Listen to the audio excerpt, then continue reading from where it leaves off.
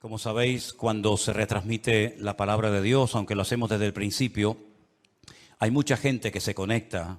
Tenemos hermanos en Las Vegas, parte de una de nuestras iglesias allí en San Francisco. Decirles que hoy hemos abierto un nuevo lugar de culto en la ciudad de Orlando, en Florida, ¿sí?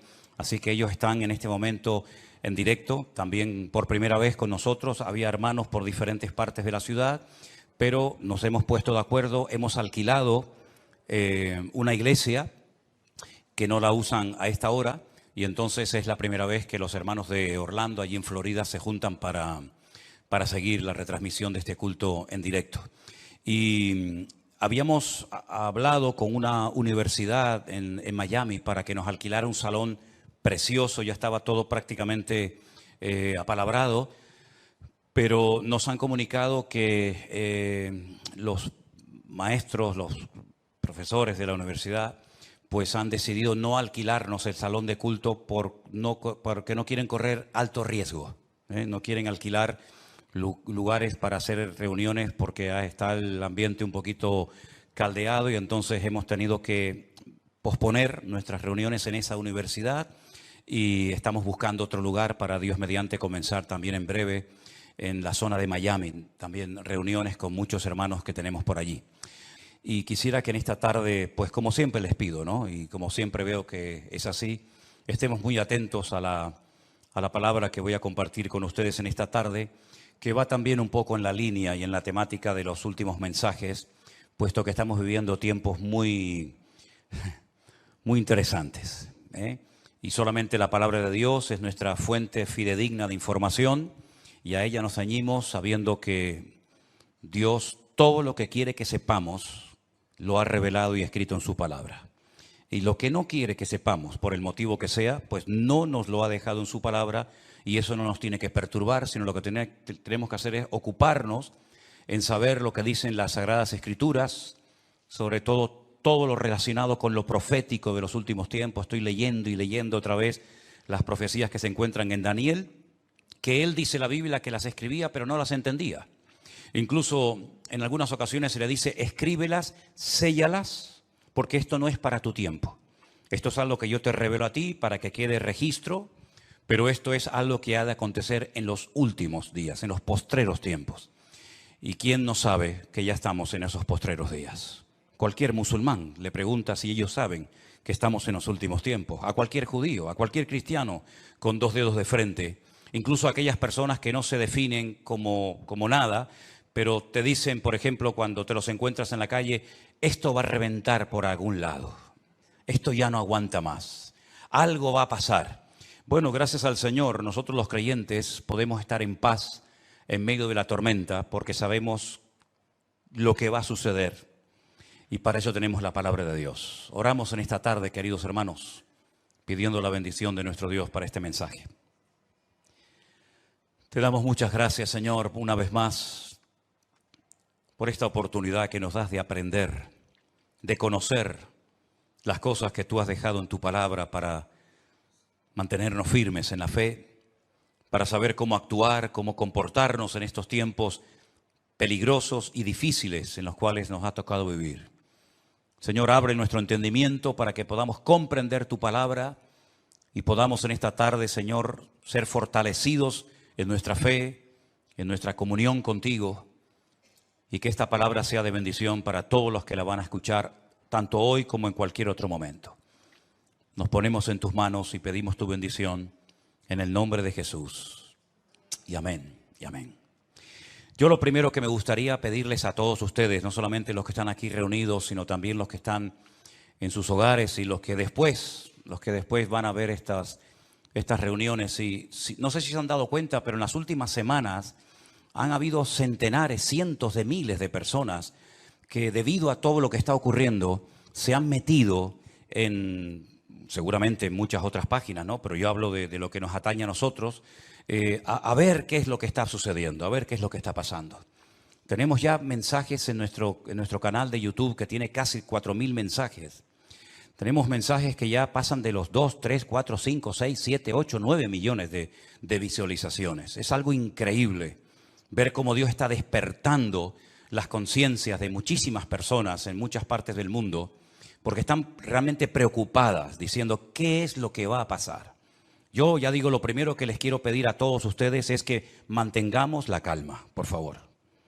Veo a muchos creyentes nerviosos, angustiados, con miedo, y lo primero que tenemos que tener en cuenta es que el Señor es nuestra paz, que todo está bajo el control de Dios y que aquí no va a caerse ni una hoja de un árbol sin permiso de nuestro Dios. Así que mantengamos la calma, la serenidad, la paz y no dejemos que nada ni nadie nos perturbe. El Señor Jesucristo dice, en el mundo tendréis aflicción. Más claro agua, pero confiad, yo he vencido al mundo. Mi paz os dejo, mi paz os doy, no como el mundo la da. La paz de Cristo es una paz que a menos que tú la tengas no te la puedo explicar con palabras. Y mira que sé explicar muchas cosas y el Señor me ha dado, pues yo creo que algo de sabiduría para explicar muchas cosas de su palabra. Pero explicarte lo que es la paz de Cristo, sinceramente me faltarían palabras para poder explicarte lo que es vivir en cualquier momento y circunstancia de la vida, bajo la enfermedad de un hijo, bajo la muerte de un ser querido, en momentos de guerra, en momentos de necesidad, de crisis matrimonial, problemas de toda índole, explicarte lo que es tener en esas circunstancias la paz de Cristo, prácticamente es imposible hacerlo con palabras, a menos que usted tenga esa paz morando en su corazón. Así que, hermanos, recordemos lo que dijo el Señor, quiénes somos: la luz del mundo y la sal de la tierra. Si me permiten la expresión, guardemos la compostura en todo momento. Porque ahora se nos van a presentar muchísimas oportunidades y ocasiones para dar testimonio y explicarle a la gente, si es que lo sabes, lo que está sucediendo y cómo va a terminar todo esto. Porque la Biblia no solamente te dice cómo va a empezar todo, cómo se va a desarrollar los acontecimientos, sino que además te dice cómo van a terminar los acontecimientos. Y lo que de entrada te puedo decir es que el mundo nunca más volverá a ser el mismo a partir del 7 de octubre. Nunca más Oriente Medio volverá a ser lo que fue. Europa nunca más volverá a ser lo que ha sido. El mundo espiritual ha cambiado radicalmente. Te lo voy a intentar explicar esta tarde. Porque todo lo que nosotros vemos que está sucediendo en este nivel, en esta dimensión de lo natural, es simplemente, como he dicho muchas veces, y lo repito, un reflejo del mundo espiritual. El mensaje de hoy yo lo he titulado ¿Palestina o Israel? Porque se está oyendo mucho hablar en los últimos días, semanas, acerca de Palestina, de Israel y de Palestina. Y yo tengo que hacer un pequeño alto en el camino antes de entrar en lo que va a ser en sí el mensaje y decirte que no hay que ser ni judío, ni musulmán, ni creyente, ni cristiano, ni nada, para saber que nunca, jamás en la historia hubo un Estado llamado el Estado palestino. Nunca existió tal cosa, jamás.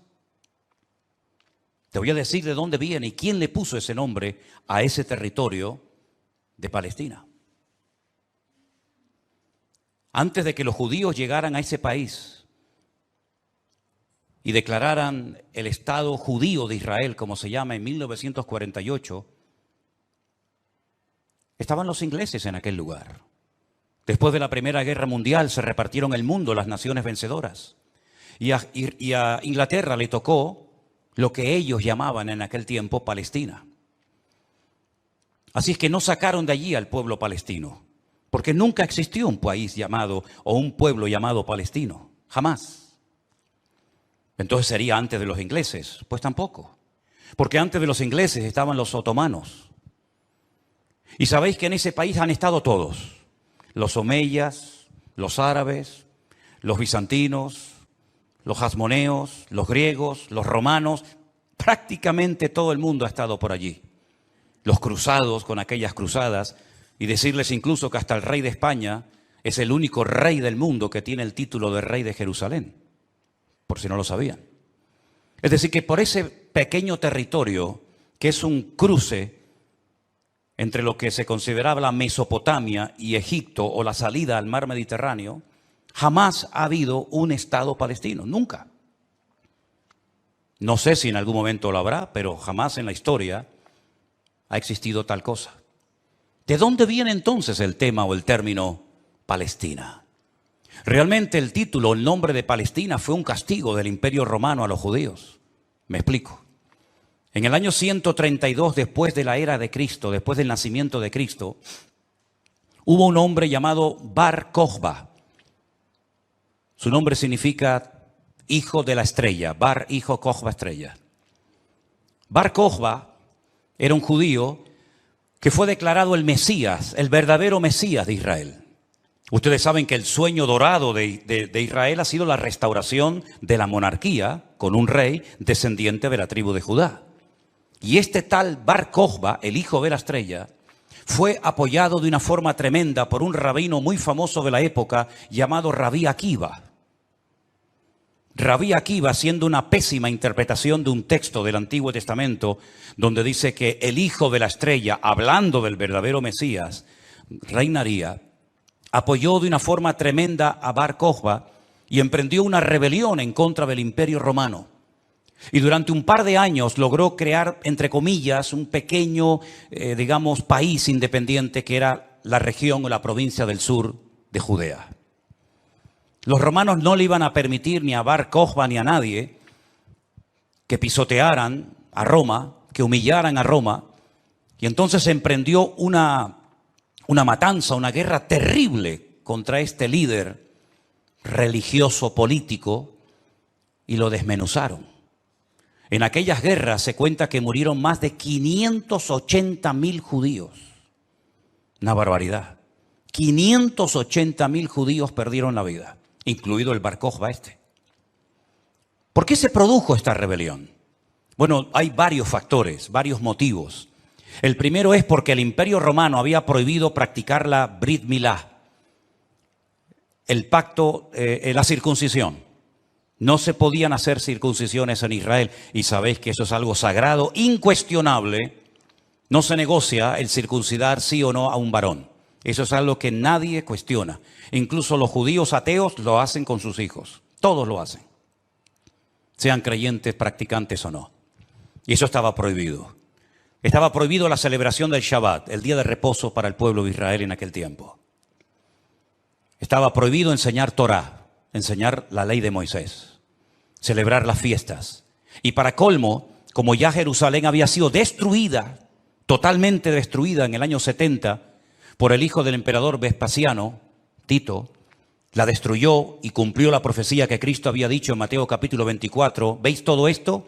No quedará piedra sobre piedra que no sea destruida. En el año 70 se cumplió literalmente esa palabra profética que Cristo le había dicho a sus discípulos y que la encontramos en Mateo 24.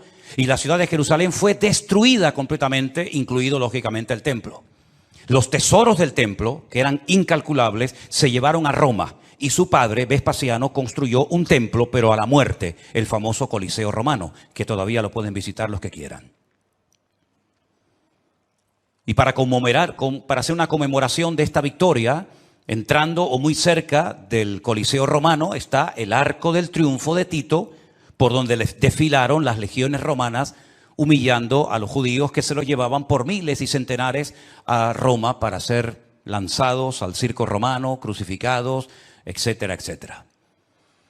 No solamente ocurrió eso, sino que para más INRI, para más humillación, lo que hizo el emperador Adriano fue cambiarle el nombre a la ciudad de Jerusalén.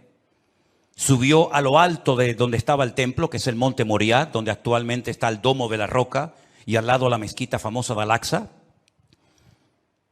Y allí puso un templo a Júpiter, una de las divinidades más adoradas y queridas de Roma. Y le cambió el nombre de Jerusalén por Aelia Capitolina. Y ese fue el nombre que le pusieron. Esto fue una humillación tan grande que no pudieron soportar semejante humillación parte de la tribu de Judá que estaba todavía en aquel tiempo allí, que decidieron emprender una rebelión en contra de Roma. Y en el 132, este hombre, Bar Kokhba, se atrevió a plantarle cara al Imperio Romano. Y durante un par de años tuvo, éxito, pero finalmente fue despedazada y arrasada completamente ese país. El rabino que la apoyó, Rabí Akiva lo llevaron a Cesarea la Marítima.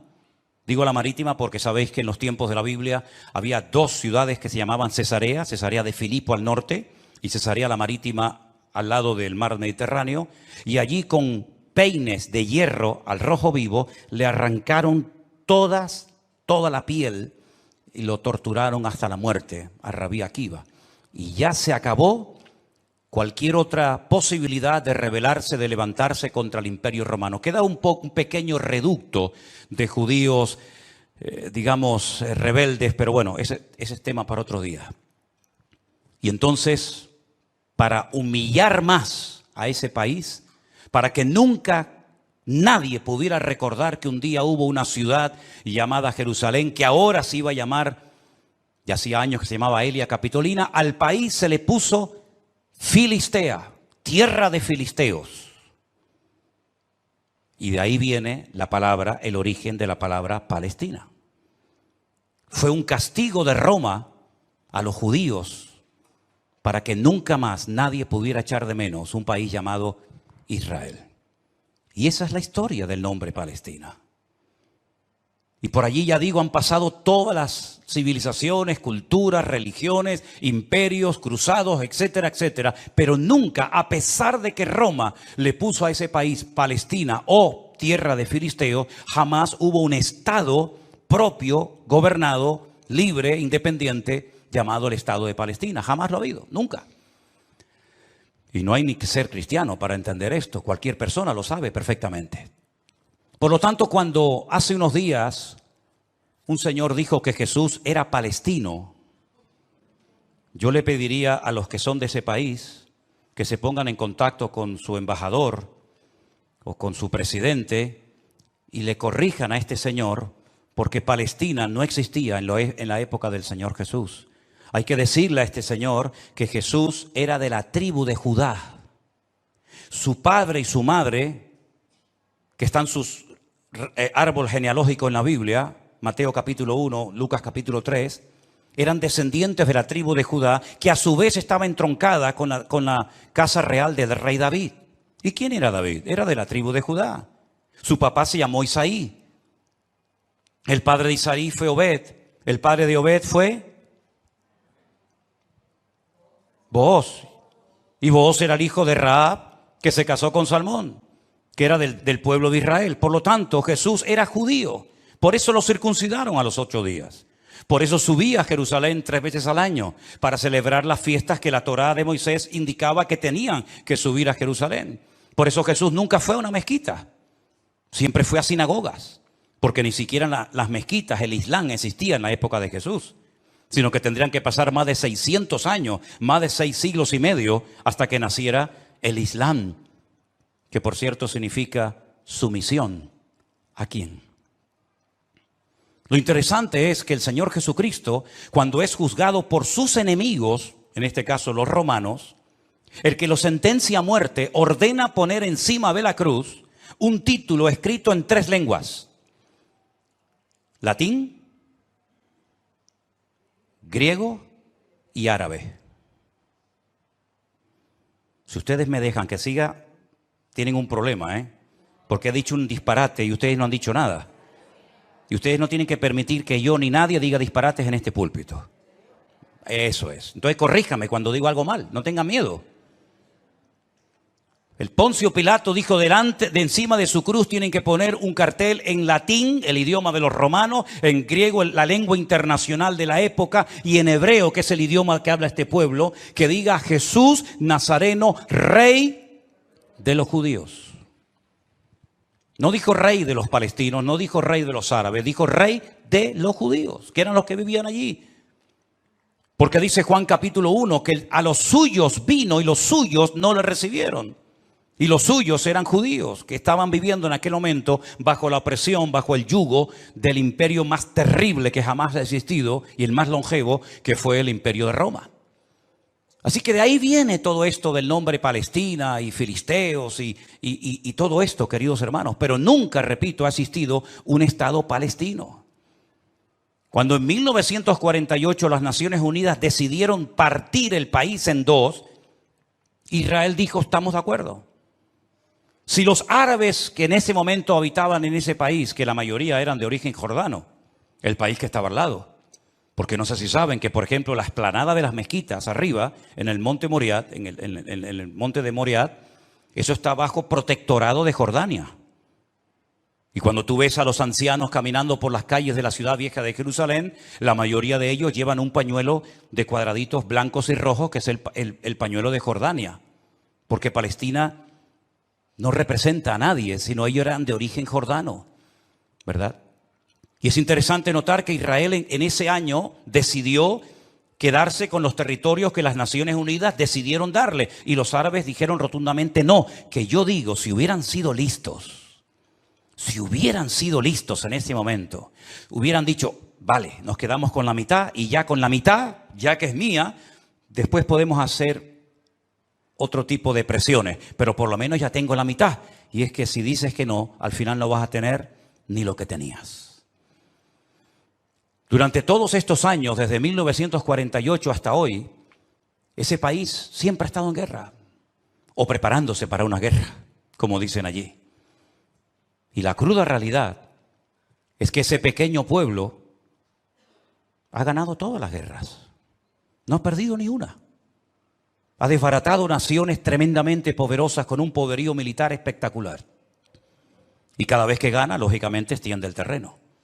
No podían entrar los judíos a la ciudad vieja de Jerusalén. ¿Saben la tortura que es para un judío estar viviendo en Jerusalén y no dejarte entrar a la ciudad de Jerusalén y poder acercarte y tocar el Kotel Hamarabí, el muro de los lamentos, para orar a Dios? No podían hacerlo.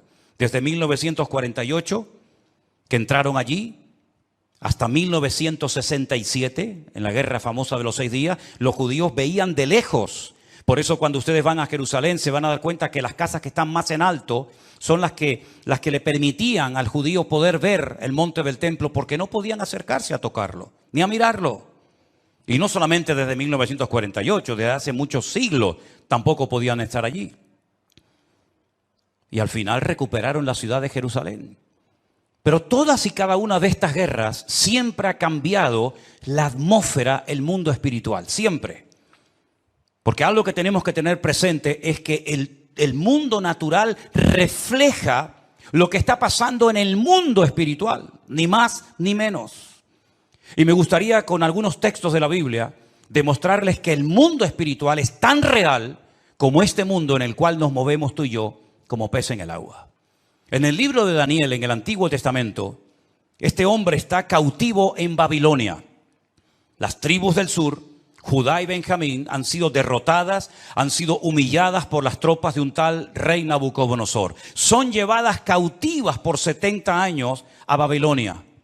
Algunos se preguntarán, ¿y por qué fueron llevados cautivos a Babilonia justamente 70 años?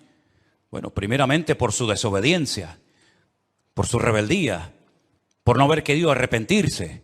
Muchas veces el Señor le mostró a Ezequiel en visión los pecados terribles que ellos hacían en la intimidad, que nadie los sabía, pero que Dios los conocía perfectamente. Y dice que se lo llevaba en visión y le decía, métete por el agujero de esa pared y mira lo que están haciendo ahí adentro, a ver si no son dignos de mi ira y de mi juicio, ¿verdad? Y por 70 años son llevados a Babilonia para que la tierra descanse en una celebración que todavía, en una ley que todavía los religiosos, los agricultores religiosos practican, otros no. Y es la ley de la Shemitah. La Shemitah es una ley que obliga al agricultor, al que se dedica a los labores del campo, a dejar reposar la tierra un año entero. No se puede trabajar la tierra. Nosotros estuvimos este año, creo que fue este año, el año pasado, y veíamos muchos campos muy bonitos, muy bien arados, muy bien trabajados, y otros campos totalmente como abandonados, llenos de malas hierbas, y nos decían, estos son los campos de los agricultores religiosos que no van a trabajar durante este año. Por la ley de la Shemitah, que es el descanso de la tierra. Dios preparó un día a la semana para el descanso del hombre, para que usted no sea una máquina de trabajar y trabajar y trabajar, sino que también reconozca que hay un Dios que creó el universo, la tierra, y nos da la familia y los hijos para disfrutar, y no que usted se ponga con 70, 80 o más años de la vida y lo único que ha hecho en toda su vida es pagar deuda, comprar cosas y trabajar ¿verdad? Como un esclavo, y al final se le fue la vida trabajando Cuando el Señor dice, detente, cesa toda actividad y descansa como mínimo tú, tus empleados, tus bestias, tus animales durante un día a la semana. Y así reconocen la obra creadora de Dios y así renuevas tu fuerza para empezar una nueva semana con la bendición de Dios. Pero también la tierra, el Señor la cuida, porque dice la Biblia que la tierra es de Dios, no es del hombre.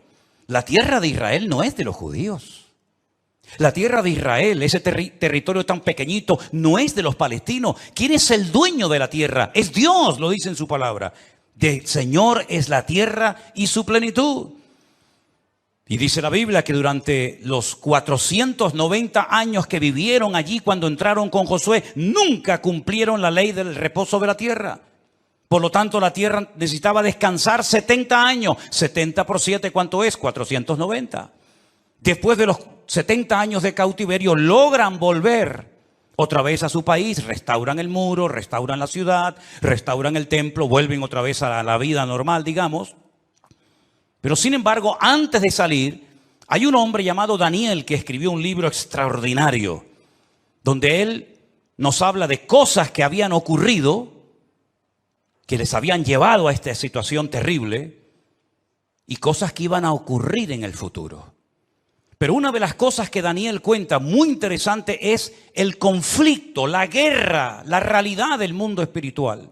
Por ejemplo, podríamos leer muchos pasajes, pero en Daniel capítulo 10, a partir del versículo 12, la palabra de Dios dice así. Entonces me dijo, Daniel, no temas, porque desde el primer día que dispusiste tu corazón a entender y a humillarte en la presencia de tu Dios, fueron oídas tus palabras y a causa de tus palabras yo he venido. Está hablando con un ángel que se le ha presentado a Daniel, ¿sí? Mas el príncipe del reino de Persia se me opuso durante 21 días. Pero he aquí Miguel, uno de los principales príncipes, vino para ayudarme y quedé allí con los reyes de Persia. Intentaremos explicar esto lo mejor posible. He venido para hacerte saber lo que ha de venir a tu pueblo en los postreros días. Porque la visión es para esos días. No es para el tiempo de Daniel, es para los postreros, los tiempos finales. Mientras me decía estas palabras, estaba yo con los ojos puestos en tierra, enmudecido. Pero he aquí uno con semejanza de hijo de hombre tocó mis labios. Entonces abrí mi boca y hablé y dije al que estaba delante de mí, Señor mío, con la visión me han sobrevenido dolores y no me queda fuerza. ¿Cómo pues podrá el siervo de mi Señor hablar con mi Señor? Porque al instante me faltó la fuerza y no me quedó aliento. Y aquel que tenía semejanza de hombre me tocó otra vez y me fortaleció y me dijo, muy amado, no temas, la paz sea contigo, esfuérzate y aliéntate.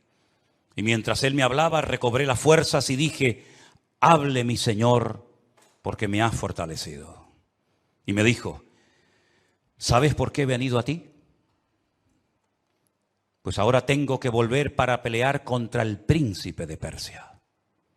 Y al terminar con él, con el príncipe de Grecia, que vendrá. Pero yo te declararé lo que está escrito en el libro de la verdad, y ninguno me ayuda contra ellos sino Miguel, vuestro príncipe. Aquí está hablando de príncipe, el príncipe de Grecia, el príncipe de Persia.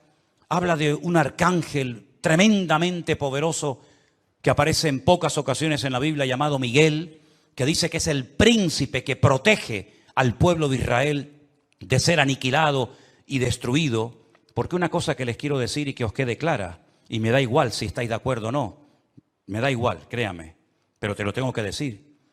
Recientemente se le preguntaron a altas autoridades de Hamás y le dijeron, si pudierais elegir entre tener todo el Estado de Israel, todo el territorio, de norte a sur y de este a oeste para ustedes, o la destrucción, la aniquilación total y absoluta del pueblo de Israel, ¿qué elegiríais? ¿Sabe la respuesta, no? Preferimos que no exista ni un solo judío sobre la faz de la tierra antes de quedarnos con todo su territorio. Porque no es que quieren quedarse con todo el territorio, es que quieren arrojar al mar o al desierto para que muera toda la población de Israel, que en este momento está alrededor de unos 15 millones de personas más o menos repartidas en varias naciones de la tierra. ¿Quién puede negociar con alguien que te quiere matar? ¿Quién puede negociar con alguien que viola a tus hijos y los quema delante de tu presencia? ¿Quién puede negociar con alguien que le abre el vientre a una mujer embarazada y le saca a su hijo que aún está con vida? ¿Quién puede negociar con alguien que te odia y que el sueño de su vida es destruirte a ti y a toda tu descendencia?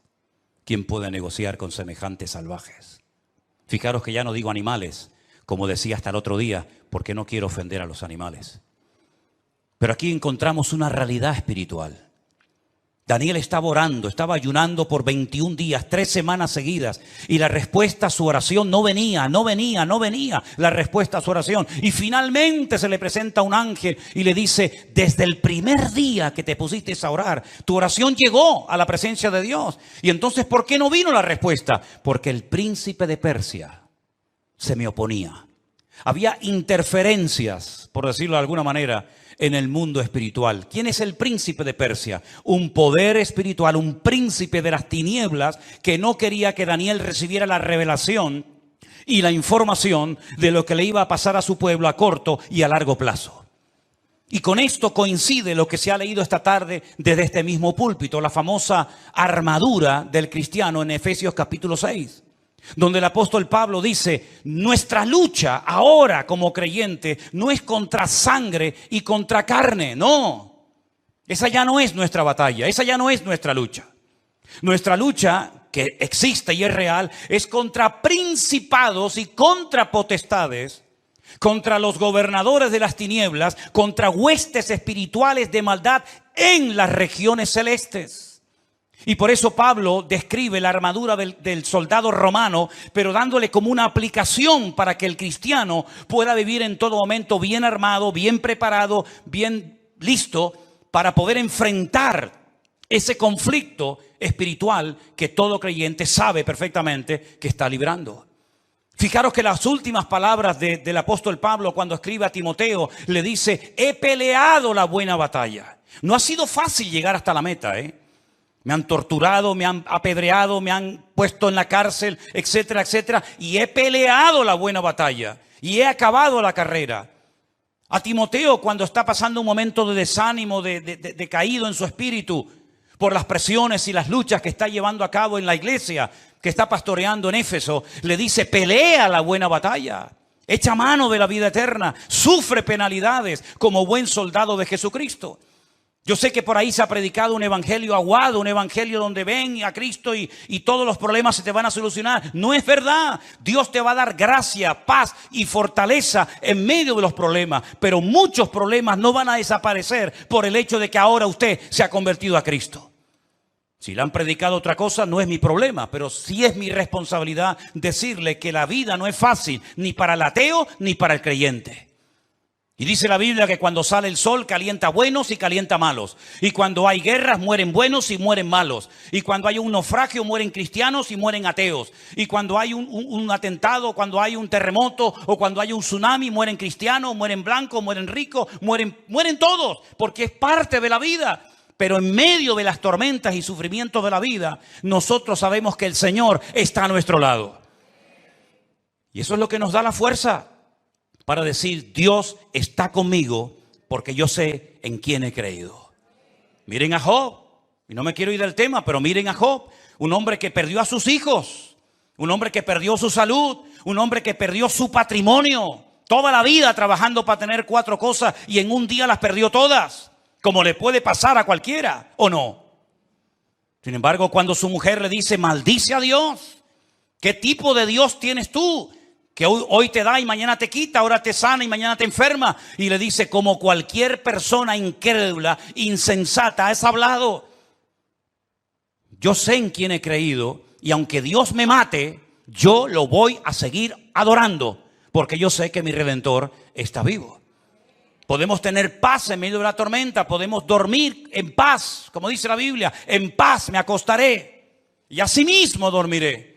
Porque solo tú, Señor, me haces vivir confiado. Y aunque un ejército acampe contra mí, no temerá mi corazón.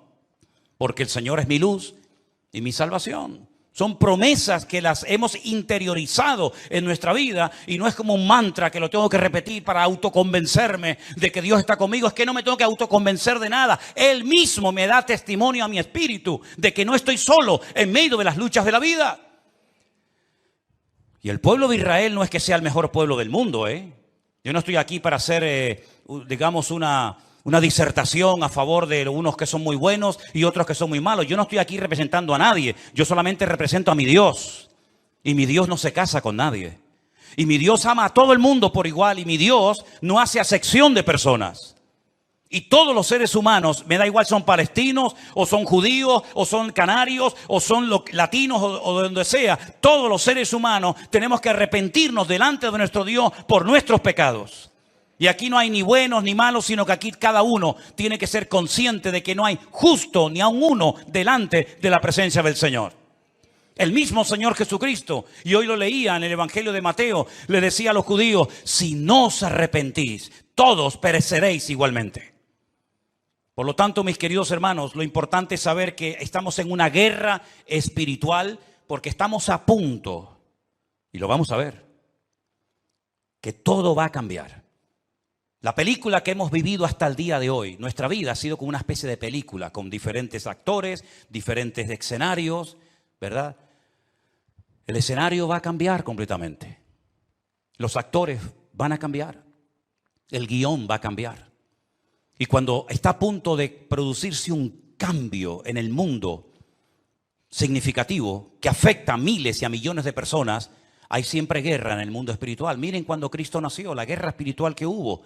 Comenzaron a asesinar niños, ¿verdad? Comenzaron una serie de revoluciones, porque cada vez que va a haber un cambio que va a afectar la economía, la política, la vida social, etcétera, siempre hay un conflicto espiritual tremendo. Daniel estaba orando porque quedaba pocos años, poco tiempo, probablemente estaba por el año 68, máximo al 69, de la liberación, ¿verdad?, del pueblo, y Daniel estaba no preocupado, pero sí indagando, leyendo las escrituras, orando y ayunando, porque sabía que se avecinaba, se oteaba en el horizonte un cambio tremendamente significativo. Miles de personas por fin iban a poder volver otra vez a su país. Iba a haber una masa de gente que iba a ir de un lugar a otro. Y esos cambios, hermano, no se producen por casualidad. Esto que estamos viendo, que ayer llegaron 1000 al Hierro, el otro día 600 a Lanzarote, el otro día no sé cuántos al Hierro, todo eso no es producto de la casualidad. Satanás está cambiando la escena mundial. Y lo vamos a notar en pocos días, en pocas semanas. Esto va a ser completamente diferente. Y los que tengamos la oportunidad y el privilegio de volver a Israel, porque vamos a volver a Israel, no nos vamos a encontrar al Israel que hemos conocido por más de 20 años. Nos vamos a encontrar a la gente de una forma diferente, una actitud diferente, una atmósfera completamente diferente, porque estamos en una guerra espiritual tremenda. Cuando se lee la famosa armadura del cristiano, se enfatiza mucho que la espada es la palabra de Dios, el yelmo o el casco del soldado representa la salvación, el escudo representa la fe. Pero si ustedes prestan atención a esa armadura de la cual Pablo nos está hablando aquí en Efesios capítulo 6, lo primero que él hace cuando escribe la carta es orar para que los ojos de vuestro entendimiento sean alumbrados y tengáis espíritu de sabiduría y de revelación en el conocimiento de Él. Pablo dice que a los incrédulos Satanás les cegó el entendimiento. Y uno dice, ¿cómo? ¿Cómo es posible que gente tan inteligente, capaz de hacer cosas tremendas, cuando le hablas de la Biblia no se enteran de nada? Son como ciegos, como analfabetos espiritualmente hablando. Capaz que el tipo es un matemático, un científico espectacular, pero cuando le hablas de las cosas del reino, de las cosas espirituales, dice que para él son locura, no las entiende. Yo incluso he hablado con muchísimos rabinos judíos que se saben libros de memoria de la Biblia y les he hablado, por ejemplo, de Daniel y me dicen literalmente, no entiendo lo que estoy leyendo, no lo entiendo. Uno se queda sorprendido porque se cumple lo que dijo Isaías. dale esto al que sabe leer y te dirá, no lo entiendo. Y Pablo dice que esta armadura representa la verdad, la justicia, la paz, la fe, la salvación y la palabra de Dios. Fíjate qué palabras tan interesantes. Dice que ceñid vuestros lomos con la verdad, con la coraza de justicia, calzados los pies con el apresto del evangelio de la paz, coger el escudo de la fe, tomad el yelmo de la salvación y la espada del Espíritu, que es la palabra de Dios. Estas 6 cosas, estos 6 elementos están en el punto de mira de Satanás para arrancarlos de nuestra sociedad de un plumazo. Quiere cambiar la verdad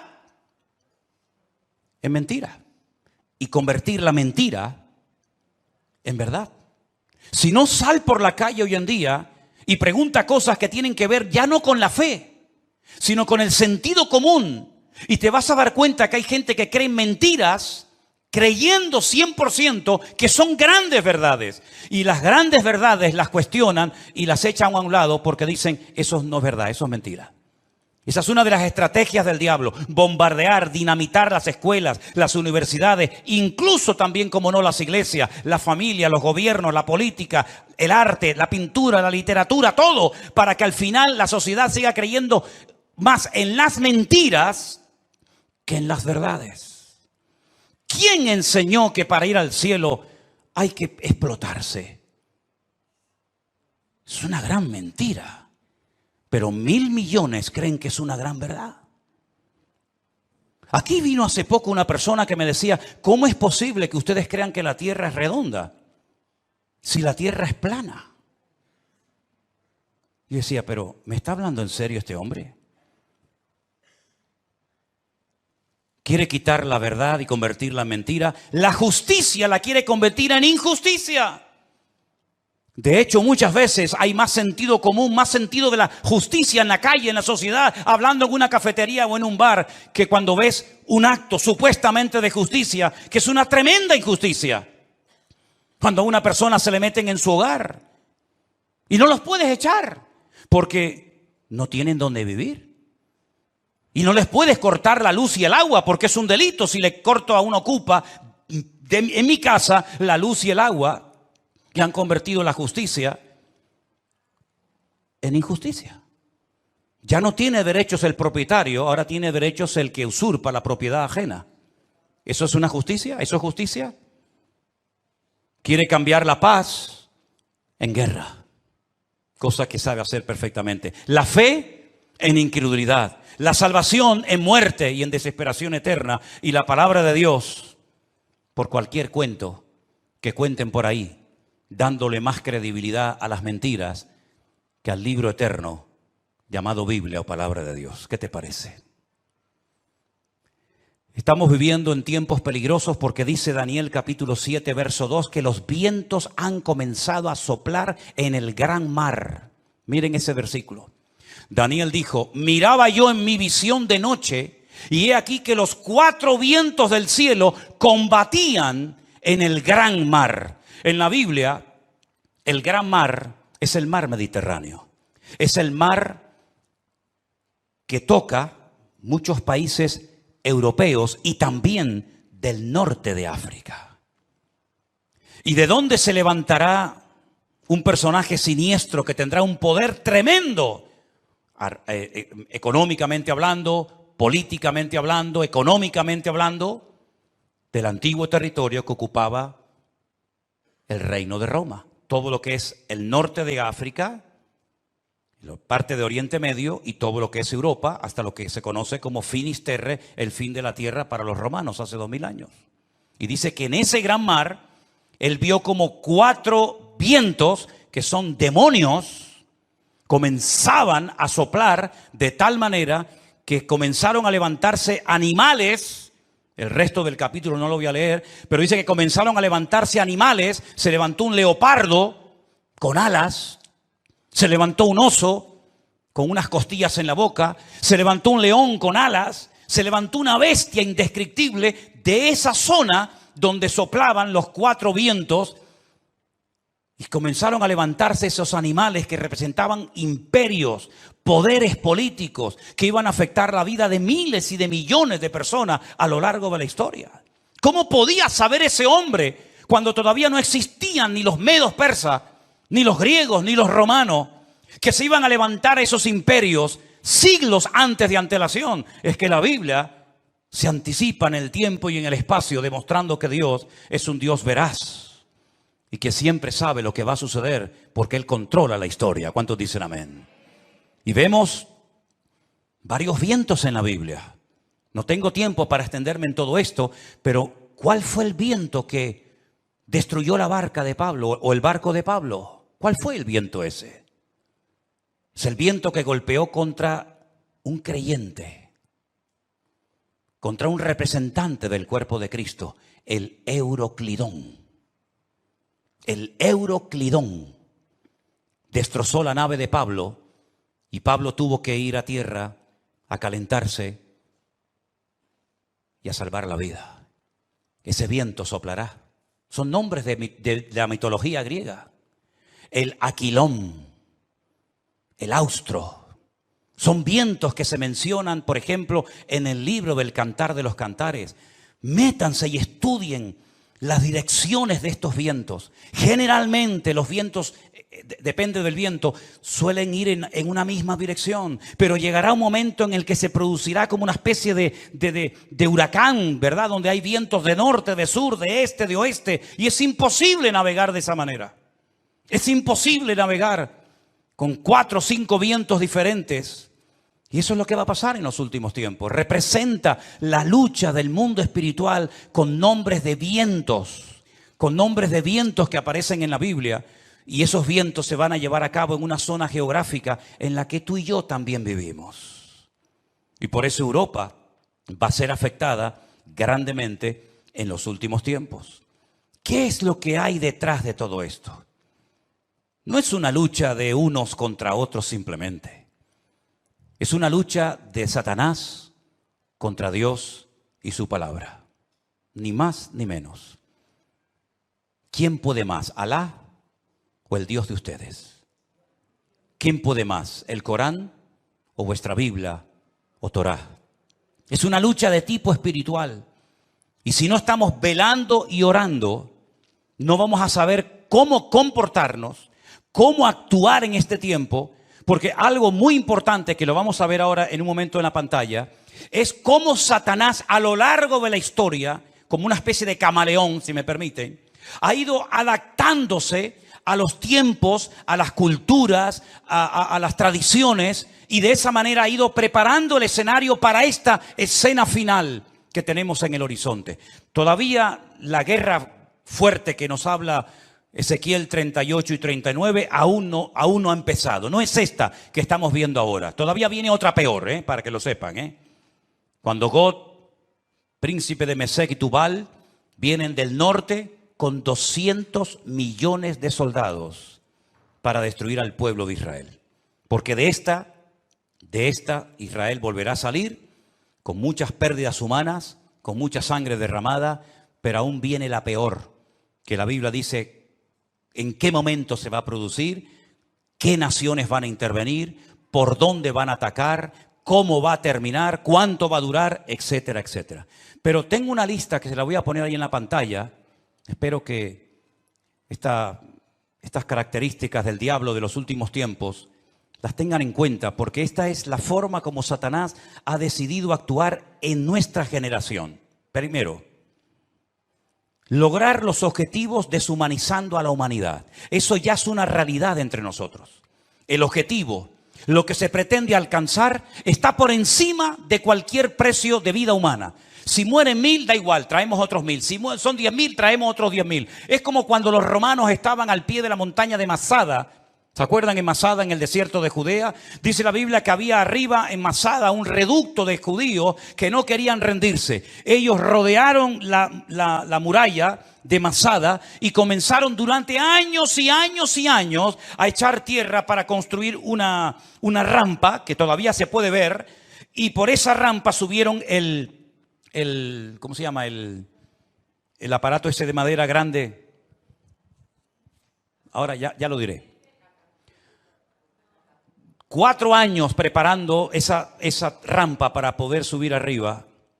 Dice la Biblia que la iglesia es columna y baluarte. Ahí está, ya me vino. El baluarte. El baluarte era esa torre de madera que iban arrastrando los esclavos. Dentro iba llena de soldados y cuando llegaba arriba se abrían las compuertas y salían para atacar. 4 años preparando esa rampa de tierra. ¿Cuántos murieron? Miles, miles. Muchos de los que estaban trabajando al pie de la montaña eran familiares, conocidos, vecinos o amigos de los que estaban arriba, rodeados por las legiones romanas. Hay una película de Peter O'Toole que se llama Masada. Véanla para que vean la historia. Qué interesante. Mataban a 200, 300 esclavos, traían más y traían más. El objetivo es lo principal.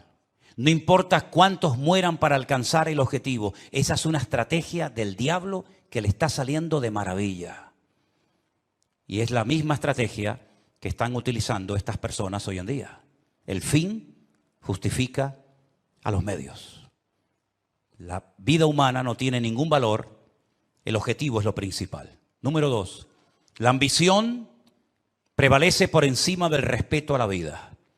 Voy a conseguir mi objetivo y alcanzar mis metas a toda costa. Me da igual si tengo que torturar, matar, me da exactamente igual. La ambición, la arrogancia de mi corazón es tan poderosa, es tan fuerte, que si tengo que hacer lo que haga falta, lo hago.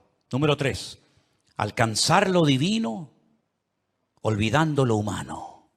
Si para ir al cielo y tener las 90 que dicen que voy a tener allá arriba, tengo que asesinar a todos estos, estoy dispuesto a hacerlo, porque lo divino, lo que yo creo que es lo divino, prevalece sobre lo humano. Una estrategia diabólica terrible. Cuando hace unos días vi en un reportaje que hicieron y le preguntaban a unos niños de entre 8 o 10 años, ¿qué quieren ser cuando sean grandes? Y decían, nosotros queremos ir al cielo. Por eso queremos prepararnos y convertirnos en mártires. Una criatura que lo que tiene que hacer es jugar y disfrutar de la vida. Lo divino ha desplazado toda racionalidad o todo raciocinio. Es el mundo al revés. La tecnología de la desinformación. España es número 1 en esto, España es capaz de ponerte una imagen que no tiene nada que ver con lo que está hablando. De hecho, ha habido a veces en varias cadenas de televisión en España que están hablando de un conflicto X, de una situación cualquiera que sea, y ponen unas imágenes de hace años que no tiene absolutamente nada que ver con lo que ellos están contando en ese momento. Como tienen el poder de quitar, de poner, de añadir, de ese, etcétera, y cuando venga la inteligencia esta que llaman, ¿cómo es? Cuando venga la inteligencia virtual o artificial, perdón, ni te imaginas las barbaridades que vamos a ver, donde personas están comenzando a decir cosas que ellos jamás han dicho, pero que por una manipulación de la tecnología te hacen creer lo que no han dicho o lo que han dicho. En fin, una locura. Los medios de comunicación son una fábrica que crea deliberadamente ignorancia. Cuanto más ignorante sea la gente, mejor. La ignorancia para ellos es poder.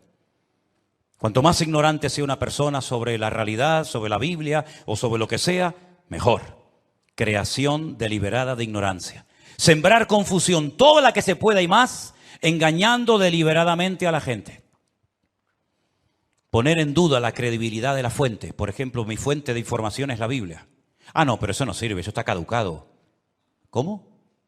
No, la Biblia está llena de contradicciones. Y se quedan tan panchos. Y se quedan tan tranquilos. ¿Cómo que está llena de contradicciones? ¿Dónde están las contradicciones? No, eso está lleno de eso no, esta no es la Biblia verdadera. ¿Cómo que no es la Biblia? No, la Biblia verdadera la tienen los curas en el Vaticano, me dijo una vez uno. Es decir, tiran por tierra la fuente, la fuente mía no vale, la que vale es la tuya, la de internet. Que te metiste anoche, leíste no sé qué, esa es la verdadera, que ahora nos están fumigando. Esas nubes que aparecen en el cielo son aviones que nos están fumigando para que no llueva. Dios, pues menos mal que nos fumigaron para que no lloviera, ¿eh? Porque ayer hablaba con un pastor de Madrid que me dice, no puedo salir del coche porque tengo el agua hasta el cuello. Increíble, ¿no? O cuando vino el COVID, ¿se acuerdan? Esto es una estrategia de los Illuminati, de los masones, para una drástica reducción de la población humana. Pues qué malos fueron, porque me parece que murieron como 2 o 3 millones en el mundo y somos 7.000 millones. Lo hicieron muy mal, ¿eh? Y que todos los que nos vacunamos en 2 años morimos. Pues se equivocaron, porque ya llevo 3, vivo y coleando. Pero en fin, esta fuente no vale, la que vale es siempre la de ellos. Negar los hechos. No, eso no fue así. Eso no fue así. Tengo imágenes de satélite, donde se ven desde los satélites cómo lanzan los distintos cohetes. Y más de 550 cohetes lanzados desde la Franja de Gaza, no uno como el del otro día, 550 cohetes han caído dentro de la Franja de Gaza. No, pero eso es manipulación. Eso es manipulación. Bueno, producir ignorancia manipulándolo todo, pervertir las prioridades. Como aquellos que estaban construyendo un edificio tan grande, tan grande, tan grande, que dice que se tardaba 1 año en subir un bloque desde abajo hasta arriba. Y cuando iban por el camino, iban tan agotados que caían, se mataban. Y entonces la gente comenzaba a llorar y decía, pobrecito, no lloro por él, lloro por el ladrillo que no logramos ponerlo arriba. Lloraban más por el ladrillo que se había perdido que por la persona, por la vida que se había perdido. Hermanos queridos, vivimos en un mundo loco, al revés y patas arriba. Y permítame decirles que esto no ha hecho más que empezar. Nosotros como cristianos y como hijos de Dios no tenemos que tener ningún temor, porque ya sea que vivamos o muramos, somos del Señor. Y las puertas del Hades no prevalecerán contra la iglesia, dice la Biblia. E Israel no porque sea el mejor país del mundo, sino porque Dios tiene un pacto y unas promesas con ese pueblo, y Dios lo hace por honor a su nombre, va a proteger a esa nación. Dios ama a todo el mundo por igual, y todo el mundo necesita arrepentirse y humillarse delante de la presencia del Señor. Porque aquí el gran problema es que al Señor Jesucristo lo rechazan por todas partes. Pero ojo, también los católicos rechazan a Jesús, ¿eh? Cuando usted le da más culto a su madre que a Jesús, usted está rechazando a Cristo. Cuando usted le da más prioridad a la madre que al hijo, usted está blasfemando el nombre de Dios. Ay, no diga eso, pues ¿qué quiere que le diga? Cuando usted le da más honra, más culto, más reverencia a la criatura que al Creador, usted está haciendo exactamente igual que aquellos que no quieren saber nada del Señor Jesucristo. Porque el Señor Jesucristo dijo, separados de mí, nada podéis hacer. ¿Tú crees que lo que tú has conseguido en la vida a Dios le impresiona? Dime la verdad. ¿Tú crees sinceramente que lo que tú has conseguido con sudor y lágrimas durante toda tu vida, Dios lo necesita? ¿Te lo vas a llevar en la caja cuando llegues a la otra vida? A Dios le dijo, separados de mí, nada podéis hacer. Y esta realidad espiritual en la que estamos viviendo tú y yo hoy en día, la única forma de mantenernos firmes en el día malo, y ya empezó el día malo para nosotros. Mira, Moisés tuvo su día malo, ¿eh? Salió a dar una vuelta y se cargó a un hombre. Ese fue el día malo de Moisés. Pedro tuvo su día malo cuando aquella chica le apuntó con el dedo y le dijo, tú eres uno de ellos. Y él le negó. Ese fue el día malo para Moisés, para Pedro. Elías tuvo su día malo cuando una depresión lo prendió y le dijo, Señor, quítame la vida, ya no aguanto más, estoy solo, ya no quiero seguir adelante. Ese fue el día malo. Adán y Eva tuvieron su día malo en el huerto del Edén. Pero tarde o temprano todos tendremos nuestro día malo. Y dice la Biblia, para que habiendo acabado todo, estar firmes. Y la única manera de poder estar firme y no caer en depresión, en desánimo y en tantas cosas que se hacen, es poniendo la mirada y la confianza solamente en nuestro Dios. Yo por eso he aguantado más de 40 años como cristiano. Porque los cristianos me han dado muy buen ejemplo y me han ayudado mucho, pero los peores ejemplos que me han dado la gente en esta vida justamente también han sido los que se llaman cristianos. Y en las iglesias he sido muy bendecido y muy bien tratado, pero también he sido muy cuestionado y criticado. Pero ¿saben qué? Yo no me convertí a ustedes. A mí no me cambió la vida ningún pastor, ningún reverendo, ninguna iglesia. No, a mí me cambió la vida mi Señor Jesucristo. Y cuando ponemos nuestra mirada en los hombres nos llevamos grandes desilusiones en la vida. Pero cuando ponemos nuestra mirada en el Señor jamás caeremos, porque siempre tendremos su presencia y su bendición en nuestras vidas. Asegúrate de tenerlo a Él siempre presente en tu vida. Asegúrate de empezar el día, de vivir el día con Él. Parece mentira, ya estamos a finales de octubre, ¿eh? Se nos fue otro año prácticamente. ¿Y cómo va a terminar el año? Antes del 7 de octubre, todo era diferente. A partir del 7 de octubre, todo ha cambiado. Ayer cuando veía 34 líderes mundiales, incluido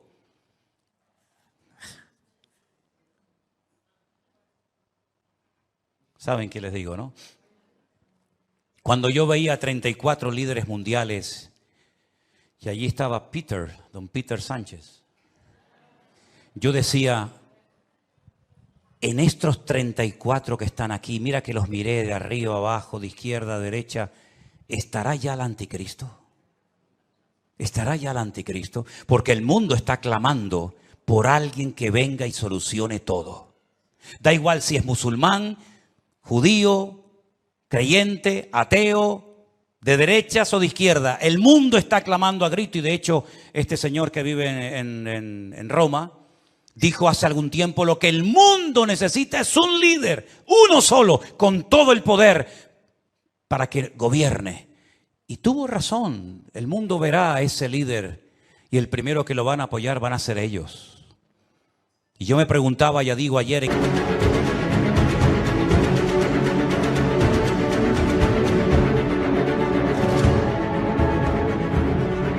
líderes mundiales, ¿estará aquí en medio de ellos este personaje siniestro? Porque esto se tiene que arreglar de alguna manera. Cada vez que empieza una guerra, sobre todo de Israel, siempre a los pocos días se reúnen o en el Cairo o en cualquier país para decir, sí, ahora no empiecen así, me parece, creo que es aquel, me parece, no. Siempre ahora todo el mundo se lleva las manos a la cabeza. Hay que parar esto como sea. Hay que pararlo antes de que entren los del norte. El único que puede traer paz a la tierra es el príncipe de la paz, que por cierto no fue invitado a esa reunión. Los ciegos guiándolos a ciegos. Cuando todos los que están ahí deberían de haber dicho, hagamos una oración y démosle gloria a Dios, para que Dios nos ayude a solucionar los gravísimos problemas que tenemos y que no sabemos cómo solucionar. ¿Vieron el último discurso del presidente de Salvador, Bukele? ¿Lo vieron? ¿Lo oyeron? Qué interesante. Qué interesante. Empezó su discurso diciendo, quiero dar toda la gloria a Dios. Uno de los países más violentos del mundo, donde todos los días había cantidad de asesinatos, de crímenes, de secuestros tremendos. Se ha convertido en uno de los países más seguros del mundo. Ya no hay delincuencia, ya no hay robo, ya hay una tranquilidad en las calles tremenda. Y una de las cosas que dijo ese presidente en ese discurso fue, le pedimos sabiduría y revelación a Dios. En una semana solucionamos todos los problemas, no murió absolutamente nadie. Y el país más peligroso del mundo, en proporción a otros, se ha convertido como botón de muestra de otras naciones de la tierra. Pero cuidado con quitarle la gloria a Dios, porque en el momento en el que le quitemos y le robemos la gloria a Dios, puede volver otra vez el enemigo a traer sangre a nuestras ciudades. Qué ejemplo tan grande, ¿no? ¿Cómo me gustaría a mí ver en España? Me imagino que a ustedes, venezolanos, colombianos, cubanos, argentinos, ¿verdad? ¿Cómo nos gustaría ver a todos y a cada uno de nosotros que antes de hacer una reunión para intentar solucionar un problema dijeran, bueno, vamos a hacer una cosa. Vamos a orar, vamos a pedir la bendición de Dios para que Dios nos dé sabiduría y salgamos de este lugar sabiendo lo que tenemos que hacer. ¿Creen ustedes que a Dios no le agradaría que lo invitaran a una reunión para que Él les diera sabiduría a toda esa gente? Por supuesto que sí, pero me parece que no lo vamos a ver. Me parece que no lo vamos a ver. Así que, hermanos míos, cierra tus ojos en esta tarde y vamos a decirle, Señor, nosotros sí te queremos. en estas reuniones no te quieren, pero nosotros sí te queremos, porque te necesitamos más que nunca. Y queremos que tú traigas primeramente paz a nuestras vidas, paz a nuestros hogares, y sobre todo que te vean a ti y te reconozcan a ti, el único Dios vivo y verdadero, porque es la única manera de que podamos, como dice la Biblia, vivir reposadamente. Te damos gracias, Señor, en esta tarde por tu palabra. Te doy gracias porque sabemos que en esta lucha la victoria es nuestra, porque Cristo ha vencido al enemigo y tu victoria, Señor, prevalece por encima de todo. Te ruego, Señor, en el nombre bendito de Jesús, por esta situación, por este caos tremendo, que nadie sabe cómo pararlo, nadie sabe cómo solucionarlo. Pero yo te ruego, Señor, por tus hijos, por los que te han recibido, por los que han creído en ti, Señor, que esos son tu verdadero pueblo, Señor. Me da igual si son judíos o gentiles, los que te han recibido en sus corazones, te pido que los guardes, los bendigas, los fortalezcas y que nos mantengamos firmes en estos tiempos difíciles y peligrosos en los que nos ha tocado vivir. Guarda a nuestros hijos, Señor. Queremos también hacer una oración especial pidiéndote por todas esas criaturas, esos niños pequeñitos y sus padres que han sido llevados de una forma cruel, terrible. Señor, que vuelvan todos y cada uno de ellos, Señor, cantando y alabando y dándole gloria a Dios. Señor, en el nombre de Jesús, tú no tienes ningún problema en resolver nuestros problemas si te pedimos ayuda. Por eso, Señor, métete en nuestra familia, toca la vida de nuestros hijos, toca la vida de los líderes del mundo para que te reconozcan